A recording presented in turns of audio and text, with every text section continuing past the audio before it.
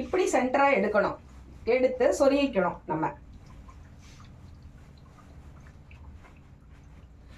இப்போ இந்த இடம் வந்து எப்பவுமே சிங்கிளாக தான் இருக்கணும். அப்போ இருந்தால் தான் ரெண்டு பக்கத்துலேருந்து நம்ம இழுத்து டைட் பண்ணிக்க முடியும்.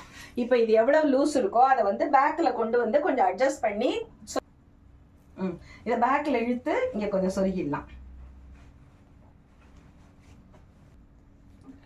ஸோ இதோட உங்களுக்கு டீட்டெயில்டான எக்ஸ்பிளனேஷன் புரிஞ்சிருக்கும்னு நினைக்கிறேன். என்னடா இன்னும் கால் அகட்டின்றே நிற்கிறாளேன்னு யோசிக்கிறீங்களா? ஃபுல்லாக கட்டி முடிக்கிற வரைக்கும் இப்படி தான் நிற்கணும். கட்டி முடிச்சதுக்கப்புறம் நான் முதல்ல சொருகின்றேன் இல்லையா, காலை பிடிச்சிட்டேன் இல்லையா, அதை இப்போ விட்டுடணும். அப்போ தான் உங்களுக்கு உட்கார்ந்து எந்திருக்கிறதுக்கு கூட கம்ஃபர்டபுளாக ஒரு மடிசார் வந்து கட்டின்னு இருக்கிறதுக்கு இருக்கும். ஸோ இதே மாதிரி உங்களுக்கு சீக்கிரத்துலேயே அயங்கார் மடிசார் வீடியோவும் நாங்கள் போடுறோம். இதை மறந்துட்டேன். ஸோ ட்ரெடிஷ்னலாக வந்து தோல் போத்திக்கிறதுனா இப்படி தான்.